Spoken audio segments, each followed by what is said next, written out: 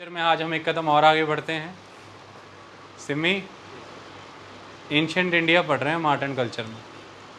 हम ये समझ रहे हैं विनीता, आज का ये जो भारत है, ये भारत कैसे बना। आज जो हमारी संस्कृति है, इस संस्कृति की उत्पत्ति, इसका विकास में आए निरंतर परिवर्तन क्या थे, ताकि हम ये समझ पाएँ कि आज जो है वो अकारण नहीं है, उसके कोई कारण है। इस क्रम में हमने अब तक सिंधु घाटी की सभ्यता यानी कि हड़प्पा का कल्चर पढ़ा, हमने वैदिक कल्चर पढ़ा, हमने महाजनपद और सामाजिक धार्मिक परिवर्तन पढ़े, द रिफॉर्म मूवमेंट्स। अब हम उस कड़ी में आगे बढ़ कर के आज अशोक पढ़ेंगे, क्योंकि इसके पहले हमने पर्शियन और ग्रीक इन्वेजन्स और उनके द्वारा आए परिवर्तन पढ़े, जिनको कि आप रिफ्लेक्ट होते देखेंगे अशोक के कई कार्यों में। अशोक को हम इसलिए पढ़ रहे हैं क्योंकि हम यहाँ पर कल्चर के चैप्टर के वाया एंशिएंट इंडिया पढ़ रहे हैं, हिस्ट्री के वाया नहीं। अदरवाइज़ हम मौर्यस पढ़ते। हमने बुद्धिज़्म भी ऐसे ही पढ़ा। हमने कहाँ बताया कि बुद्ध ने तपस्या कहाँ की, बुद्ध किसके शहर में गए, बुद्ध ने क्या क्या कहाँ पर किया, है ना। ये सब तो हिस्ट्री का पार्ट है। हमने बुद्ध की शिक्षाएँ क्या कहती हैं, आधार क्या है उनका, वो किस और ले जाती हैं, इस पर बात की।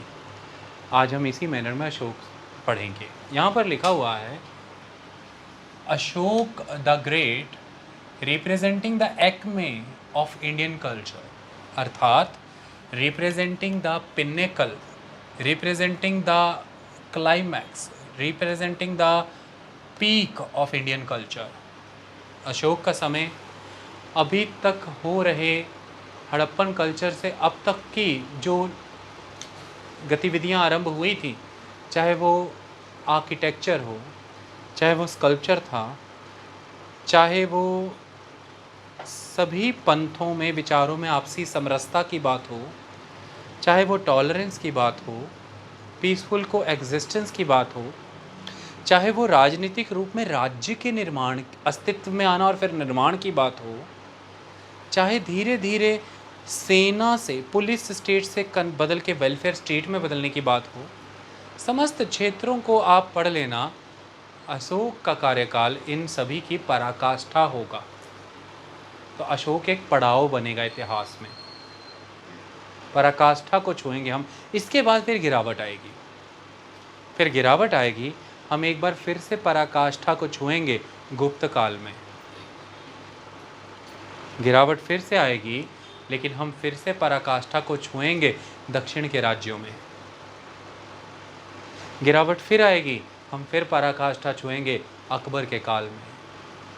तो इस तरह से ये एक साइकिल होता है, समाज ऐसे चलता है।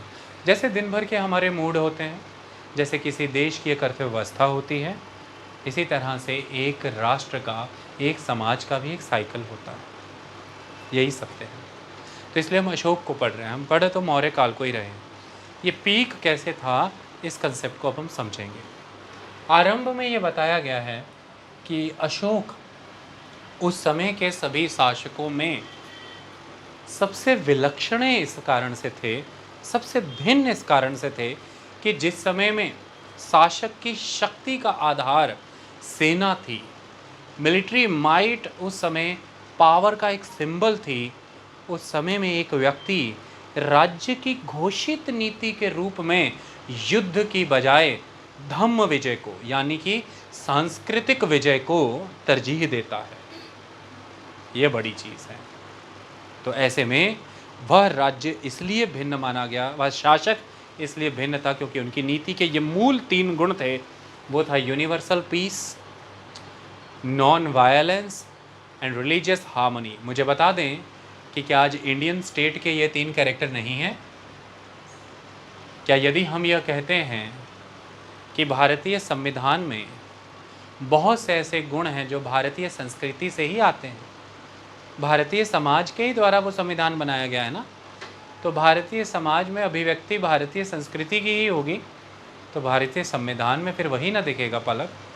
तो उसमें ये गुण दिखते हैं ना, नॉन वायलेंस के, रिलीजियस हार्मनी के और यूनिवर्सल पीस के। ये गुण उस समय के अशोक के राज्य में नज़र आते थे। अशोक की नीतियों में ये 3 गुण बहुत ही महत्वपूर्ण गुण थे। ऐसा नहीं था कि अशोक हमेशा से ही युद्ध प्रिय नहीं थे, वे युद्धों को बहुत प्रेम करते थे, युद्ध हुआ करते थे। और एक तो ऐसा भी समय है कि कई जगहों पर संदर्भ मिलता है कि उन्हें चांडाल की उपाधि भी दे दी गई थी। अशोक के द्वारा कलिंग यानी कि उड़ीसा के क्षेत्र में किया गया युद्ध इस हिसाब से संपत्ति का, जान का नुकसान करता है कि उनका दिल कांप उठता है यह देख करके कि अंततः सेना का ये उपयोग कैसा हुआ, शक्ति का ये उपयोग कैसा हुआ, और क्या प्राप्त हुआ मानव को। मुझे क्या प्राप्त हुआ? क्या एक ऐसा भूभाग मुझे प्राप्त हो गया जो मनुष्य विहीन हो गया? इतना रक्तपात करके क्या प्राप्त हुआ? तो ऐसे में उनमें परिवर्तन आता है और फिर यह मानते हैं कि किसी ज़मीन को जीत लेना ही जीत नहीं होती, विजय नहीं होती। आसक्तियों पर विजय प्राप्त करनी होगी, इच्छाओं पर विजय प्राप्त करनी होगी। समाज महत्वपूर्ण है, लोग महत्वपूर्ण हैं। लोग आपके साथ जुड़ें वो ज़्यादा बड़ी बात है। किसी पर्वत, किसी नदी को जीत करके क्या ही प्राप्त होगा? पर्वतों पर, नदियों पर, वन संसाधनों पर आप यकीनन ही कंट्रोल करें, लेकिन उसका उद्देश्य सदैव होना चाहिए कि आप मनुष्य को पोषित कैसे करें, आप प्रकृति को कैसे विकास की ओर ले जाएं, उसको पोषित कैसे करें, और इसी के तहत उनकी नीतियां आरंभ होगी। ये जो परिवर्तन अशोक की सोच में आया है, जिसके तहत उन्होंने दिग्विजय का रास्ता त्याग, यानी कि युद्धों के माध्यम से नए नए क्षेत्रों को जीतने की बजाय धम्म विजय का मार्ग अपनाया। धम्म विजय महत्वपूर्ण है, यानी कि अधर्म का नाश होना चाहिए, संपत्ति का और लोगों का नाश नहीं। यह ठीक नहीं। तो अब वो अधर्म के नाश की ओर बढ़ेंगे, वो धर्म विजय करेंगे, वो स्वयं पर पहले विजय प्राप्त करेंगे, स्वयं की रिफाइनमेंट करेंगे। तो अशोक जो कि उस समय में सिविलाइजेशन की पीक पर विराजमान है, जिसके पास सबसे भव्य सेना है, जिसके पास सबसे भव्य राज्य है, जिसके पास सबसे भव्य कोश है, अच्छी खाती खेती है और नीतियां हैं, वह अशोक अब ये मानता है कि केवल सभ्यता से नहीं, संस्कृति का विकास करने का भी समय आ गया है। मुझे सेल्फ रिफाइनमेंट भी करनी होगी, सोसाइटी को भी एक रिफाइनमेंट के दौर से गुजरना होगा। हमारे नज़रिए में परिवर्तन आना चाहिए, हमारे दृष्टिकोण में वो लाना होगा। सभ्यता के नशे में चूर यदि एक शासक अपने कोश, अपनी सेना, अपने शस्त्रों का प्रयोग यदि अपनी इच्छाओं की पूर्ति हेतु ही करता रहे, तो यह राज्य बहुत ही जल्द पतन की ओर बढ़ेगा। सभ्यता भी नष्ट हो जाएगी। सभ्यता को निरंतर बनाए रखने के लिए संस्कृति का निरंतर प्रवाह बहते रहना चाहिए, वो बहना शुरू होगा। और इस मार्ग पर प्रथम कदम यही था कि वह दिग्विजय से धम्म विजय की यात्रा की ओर बढ़े, और वो ऐसा करेंगे। इस मामले में फिर अशोक अपने समय के सभी शासकों से विलक्षण थे। सेना उस समय में बड़ी थी, युद्ध ही उस समय की नीति थी, जय पराजय ही उस समय का एक नतीजा था। अशोक इनसे परे हो गए, इनसे ऊपर हो गए, इनसे आगे हो गए। यहाँ पर लिखा जाता है कि Ashok combined successful kingship with idealism and philosophy. मैंने आपको भी बताया कि अशोक कोई असैटिक नहीं बन गया, कभी भी नहीं। कोई योगी तो नहीं बना, वैराग्य की तरफ तो नहीं गया। अशोक ने सत्य को पहचाना कि अंततः विजय किस पर होनी चाहिए, समाज की आसक्तियों पर विजय होनी चाहिए। और जोड़ना किसे है? लोगों को अपने साथ जोड़ना है। लेकिन लोगों के पोषण के लिए यह भी तो ज़रूरी है कि संसाधन आपके वश में हो। संसाधन अशोक के पास ही थे। अशोक के समय में ट्रेड एंड कॉमर्स फ्लरिश करेगा। अशोक एग्रीकल्चर को प्रमोट करेगा। अशोक फॉरेस्ट रिसोर्सेज को रिस्पेक्ट करता है और उनकी वैल्यू भी जानता है। इन सभी चीज़ों को, इन सारे रिसोर्स बेस को अशोक डेवलप करेगा, इनका उपयोग करेगा। और इस मटेरियलिज्म का जो उपयोग है वो ह्यूमन डेवलपमेंट और वेलफेयर एक्टिविटीज़ में लगाएगा। यहाँ से अशोक प्रैक्टिकल भी हुआ। यहाँ से अशोक एक राजा की भूमिका में भी है। राजा का ही दायित्व है संसाधनों का संवर्धन करना, उनका विकास करना, यानी कि जो रिसोर्सेज हैं उनको एनरिच करना, उनको डेवलप करना और उन्हें for the larger benefit utilise करना, for the larger interest of the society. ये किसकी रिस्पॉन्सिबिलिटी है? एक किंग की। एक किंग में स्वयं में एक परिवर्तन आ गया कि युद्धों से क्या ही हासिल होगा, और वो उसी दिन चोला पहन करके राज्य त्याग गया, समाज त्याग गया, दायित्व त्याग गया। तो बारबेरियंस आएंगे, फिर लोगों को वो कंट्रोल करेंगे। तो प्रजा ये कहेगी कि कम से कम शासक तो आप ही बने रहते, आप युद्ध करते थे लेकिन फिर भी हम स्थिर तो थे। ये कैसा राजा हुआ? तो कतई ना भूलिए, अशोक ने कभी भी किंगशिप का त्याग नहीं किया। अशोक एम्पेरर था, एम्पेरर ही जिया, एम्पेरर ही मरा। वो ऑलवेज एक सम्राट था, इस बात को ध्यान में रखिएगा। आई बात समझ में? तो किंगशिप उसने कभी नहीं त्यागी, लेकिन अब उसकी ये किंगशिप आइडियलिज्म पर बेस्ड थी। किस पर बेस्ड थी? आइडियलिज्म पर बेस्ड थी। उसकी अपनी अब कुछ विचारधाराएं थीं, कुछ व्यू पॉइंट्स थे, पॉलिटिकली, इकोनॉमिकली, कल्चरली। वो उन व्यू पॉइंट्स से चलता था, और इन व्यू पॉइंट्स के पीछे उसका एक दर्शन था, जो दर्शन उसने अलग अलग संप्रदायों के संपर्क में आकर के किया, जिसके तहत उस पर अधिक प्रभाव बुद्धों का था। अशोक स्वयं एक समय में बुद्धिस्ट भी हुआ। अशोक की यही फिलॉसफी, अशोक का यही आइडियलिज्म अशोक ने अपने किंगशिप के मॉडल के साथ जोड़ दिया। इसलिए अशोक बाकियों से भिन्न हुआ। आई बात समझ में? अशोक को कभी भी आप अशोक के समाज के प्रति, प्रजा के प्रति दायित्वों से मुक्त होते नहीं देखेंगे। बस अशोक में परिवर्तन इतना ही आता है कि वह राजा है, और राजा के रूप में बस स्वयं को वो पिता भी मान रहा है प्रजा का। ये अशोक राजा है, ये अशोक को कभी नहीं भूला।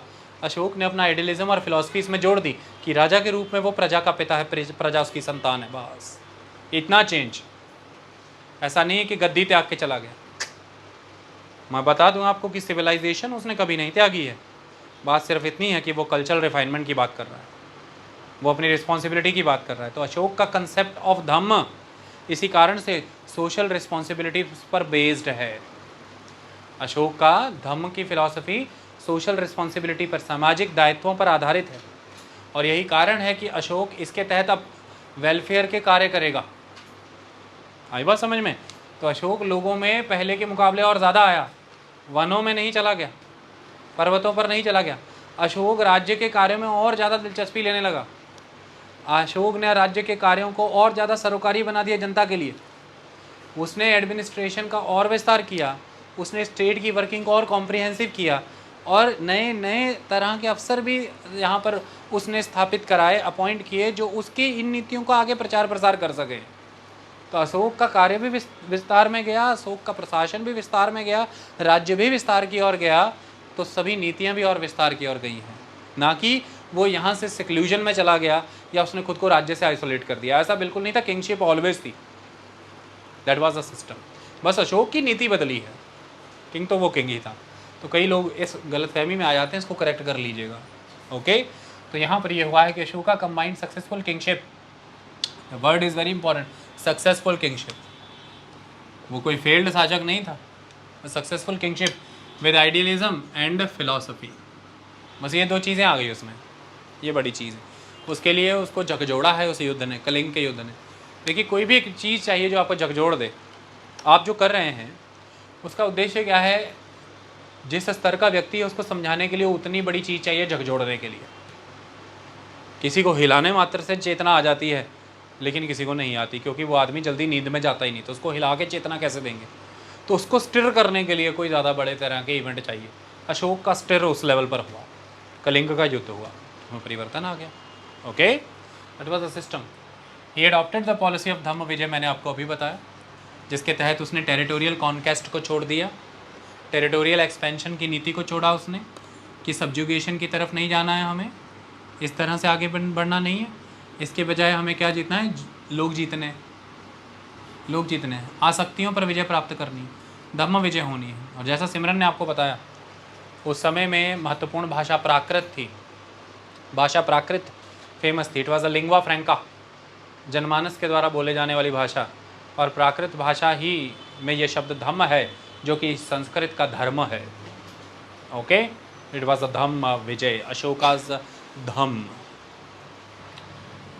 13th मेजर रॉक एडिक्ट में अशोक कुछ कहता पाया गया है कि true conquest is by piety and virtue. सच्ची विजय इस तरह से होती है, जैसे कि विचार कीजिए कि एक शासक है, वह राजा है, और आप जानते हैं कि अकबर को कोई जीत चुका था और वो बीरबल था। बीरबल अपने वर्चुअस कैरेक्टर से अकबर को जीत गया था, उसका दिल जीत गया था। अकबर हमेशा मुरीद रहे हैं बीरबल के, यही कारण है। और आपको मैं बता दूं कि सूफियों में एक प्रथा रही है पीरी और मुरीदी की। पीर का मुरीद कोई कैसे है, पीर के वर्चुअल क्वालिटीज़ से वो हमेशा सराबोर रहता है, क्योंकि पीर कल्चरली उस पोजीशन पर खड़ा है जहाँ पर फिर किसी तरह की मटेरियल चीज़ उसको इम्पैक्ट ही नहीं करती है। इस तरह का वर्चुअस साइकिल पीर का स्टार्ट हो चुका है। सभी धर्मों में ये चीज़ें एग्जिस्ट करती हैं। तो महत्वपूर्ण चीज़ है कि अशोक ये मानता है कि मान लीजिए आप एक राज्य को जीतना चाहते हैं, सेना का प्रयोग क्यों, आप अपने क्षेत्र के लोगों को, अपने क्षेत्र की नीतियों को इतना संपन्न बनाएं, आपके क्षेत्र के लोगों में आप ऐसे लोकप्रिय हो जाएं सत्य के आधार पर कार्य करके, आपके लोग जब आप तक पहुंच सकते हैं, वो आपसे अपनी समस्याओं का निवारण प्राप्त करते हैं, जब आप उनके प्रति भेदभाव नहीं करते, जब आपके यहाँ समस्त संप्रदायों को सांस लेने की अनुमति है, अपने लेवल पर अपने ईश्वर से जुड़ने के अधिकार हैं, सेल्फ कंसाइंस के अधिकार हैं, कॉन्शियसनेस को प्राप्त करने के तरीके उनको उपलब्ध हैं। राज्य जब किसी में भेद नहीं करता, सबको समान अवसर देता है, समान सहायता प्रदान करता है, भोजन की व्यवस्था करता है, स्टॉक और रिजर्व्स मेंटेन रखता है, वृक्ष छाया देश के लिए वृक्षारोपण करता है, जल की आपूर्ति करता है, सराय प्रदान करता है, व्यापार वाणिज्य का विकास कराता है, समावेशी नीतियां बनाता है, लोगों से वार्तालाप करता है, अपने विचार लोगों तक पहुंचाता है। तो जब इस तरह का एक राज्य आपका होगा, उसमें जब प्रगति होगी, आस पड़ोस के क्षेत्र के लोग क्यों नहीं प्रेरित होंगे आपके उस राज्य से, और वो क्यों आपके भीतर आपके तहत साथ नहीं जुड़ना चाहेंगे, वो तो स्वतः ही आपके पास आ जाएंगे। या वो अपने क्षेत्र को ऐसे बनाने की बात अपने राजा से करेंगे, यदि वो राजा मानेगा तो ठीक है, वरना वह आपका शासन अपनाएंगे और आप वहाँ पर पहुँचेंगे। तो नीतियाँ ऐसी हों। ग्लोबल लीडर बनने का मतलब ये नहीं होता है कि आप अपनी मिलिट्री माइट को, अपने आर्सेनल्स, अपने वेपन्स और अपनी डिवास्टेशन को लोगों पर थोप करके मनवाएं कि भैया आप एक ग्लोबल लीडर हैं। ग्लोबल लीडर बनने के लिए बहुत से कार्य करने पड़ते हैं, जिसमें सबसे महत्वपूर्ण कार्य ये है कि अपनी आवश्यकताओं से ऊपर उभर करके देखना होता है कि विश्व स्तर पर आपदाएं कहाँ आई हैं, विश्व स्तर पर आपकी क्या भागीदारी हो सकती है, लोग आपको कहाँ चाहते हैं। सिर्फ पैसे के रूप में मदद ही नहीं, आप कितना उनके साथ सद्भावना रखते हैं, यही अगर उन्हें नज़र आ जाए तो भी वो आपको अपने साथ जोड़ करके आने वाले समय में यदि कोई विश्व नेता चुनेंगे तो आपको बेहतर चुनेंगे वो किसी और के मुकाबले, क्योंकि आपकी सद्भावना उनके साथ है। आप सद्भावना के रूप में उनके साथ जुड़ सकते हैं, कई तरह के नए वैज्ञानिक प्रयोग के रूप में उनको सहायता दे सकते हैं, आप उनको पैसों की मदद कर सकते हैं, वस्तुओं की मदद कर सकते हैं। ऐसे में हर लेवल के वर्ल्ड कॉज में आप आगे आएँ, ह्यूमन की नीड के लिए आप आगे आएँ, अहिंसा के मार्ग का समर्थन करने के लिए आप आगे आए, हिंसा का खंडन आप समस्त जगत के स्तर पर करिए। जब ये सब नीतियाँ आप अपनाते हैं तो विश्व भर में आप ही हैं, लोग आप ही के गुण गाते हैं, ये विजय होती है। ये फिर मैटर नहीं करता कि आपका जो स्वयं का राज्य है उसका साइज़ क्या है, मैटर नहीं करता आपका स्वयं का राज्य जो है उसका साइज़ क्या है। एक समय में जब ब्रिटिशर्स डेवलप हुए, यदि यह बात उनकी सत्य होती कि वो नेटिव्स को सिविलाइज करने आए, वो धम्म विजय करने आए हैं, तो फिर ये कभी भी ना होता कि उनको इस स्तर के विद्रोह झेलने पड़ते और वो इतना दमन करते, हॉलोकॉस्ट ना होते, युद्ध ना होते। लेकिन यह उनका छलावा था। अंततः वो अपनी मिलिट्री माइंड के दम पर करने तो दिग्विजय ही आए थे पूरे विश्व की, कैपिटलिज्म और कॉलोनियलिज्म को फीड करने के लिए, पर उसके तहत उन्होंने जो सामने बैनर लिखाया वो सिविलाइज करने का दिखाया, जबकि ये सत्य नहीं था। तो एक छोटा सा आइलैंड पूरे विश्व पर शासन करके गया अपनी सेना के आधार पर। लेकिन इसके बिल्कुल विपरीत ही यदि हम बात करें तो आप सोच करके देखिए, एक मुहिम का आरंभ किया गया था जिसे हम नॉन अलाइनमेंट मुहिम कहते हैं। ना बहुत बड़े देशों का ऐसे समर्थन था, ना ही बहुत शक्तिशाली राज्य इसमें शामिल थे, लेकिन वो मुहिम सही मायने में जन कल्याण की बात करती थी, युद्धों से आपको विमुख करती थी और संपत्ति का, मनुष्य का नाश ना करने की और आपको प्रेरित करती थी। अंततः सफल वही मुहिम हुई है। समस्त विश्व ये मानता है कि युद्धों में समाधान नहीं है, हमें युद्धों से परे जाना है। तो भारत ने ये मुहिम चलाई, भारत इसमें सफल भी हुआ। तो बात ये होती है कि सही मायने में आपके मूल्य क्या हैं, आपकी विदेश नीतियों में, आपकी आंतरिक नीतियों में, आपकी अपनी जनता, आपके देश की विविधता से निपटने के आपके नियम क्या हैं, आपकी नीतियाँ क्या हैं, आपके सच्चे सिद्धांत क्या कहते हैं इस विषय में। इस तरह से आप धम्म विजय के मार्ग पर चलते हैं, ना कि आडंबर से, ना कि लोगों को शिक्षा कुछ और देते हैं और स्वयं की पालना कुछ और ही हो रही है। ऐसा एक धम्म विजय पर आधारित राज्य बनाना चाहता था अकबर और अशोक। ओके, ये इंपॉर्टेंट चीज़ है। तो वही वहाँ पर लिखा गया है। तो वो अपने 13वें रॉक एडिक्ट में इसका बयान कर रहा है कि भाई जो सच्ची विजय है वो विजय इन वर्चुअस के दम पर होती है। आई बात समझ में? और वर्चुअस के दम पर विजय इस तरह से नहीं होती कि आप में वर्चुअस की डेवलपमेंट नहीं हो रही और आप लोगों में एक्सपेक्ट करें, ये तो नहीं हो सकती। तो मैं आपको ये बता दूं, अशोक ने अपने लिए बहुत सारे नए एथिक्स, नए मॉरल, नई रूल्स बनाए थे जिनकी पालना वो दिन रात करता था। यही कारण है कि लोगों में भी परिवर्तन आएगा। जब शासक स्वयं उन चीज़ों का अनुसरण नहीं कर रहा तो फिर वो कैसे करें जो शासक को देख रहे हैं। तो शासक तो यहाँ पर अशोक इसलिए बाकी विश्व के समस्त शासकों से भिन्न है क्योंकि अशोक ने अपने लिए बहुत ही हाईएस्ट मॉरल स्टैंडर्ड्स एस्टेब्लिश किए, बहुत ही एथिकल लाइफ लीड करने का संकल्प लिया उसने, एक वर्चुअस लाइफ लीड करने की बात की उसने। और इसी से प्रेरित होकर के उसने जो जो भी बातें कही हैं वो उसके एडिक्ट जो हैं वो अलग अलग रॉक पिलर्स पर आपको नज़र आते हैं। ये उसकी फ़िलॉसफी है, यही उसका एक सैद्धांतिक आइडियल बेस्ड लाइफ है, वो आइडियलिज्म जो उसकी किंगशिप का हिस्सा है। आई बात समझ में? तो ऐसा नहीं है कि उसने अहिंसा का मार्ग संपूर्ण अपना लिया था, हिंसा संपूर्ण त्याग दी थी।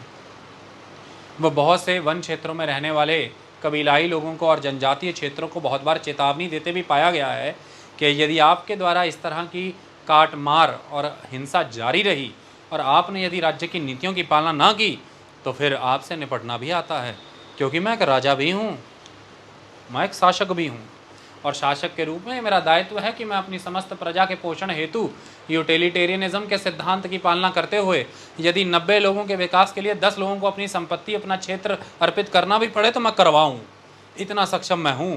भारतीय राज्य भी यह करता है। इकोनॉमिक डेवलपमेंट के लिए आपकी ज़मीनों का अधिग्रहण होता है, लेकिन उस ज़मीनों के अधिग्रहण में यह देखा जाता है कि ये ज़मीन अधिग्रहण करके किन्हीं कॉरपोरेट हाउसेस को लाभ तो नहीं दिया गया, कहीं उन्होंने अपने पैसे के दम पर ये ज़मीन अधिग्रहण करके अपने परिवार की संपत्ति में ही वृद्धि तो नहीं कर दी, उस प्रॉपर्टी को ही तो नहीं बढ़ाया।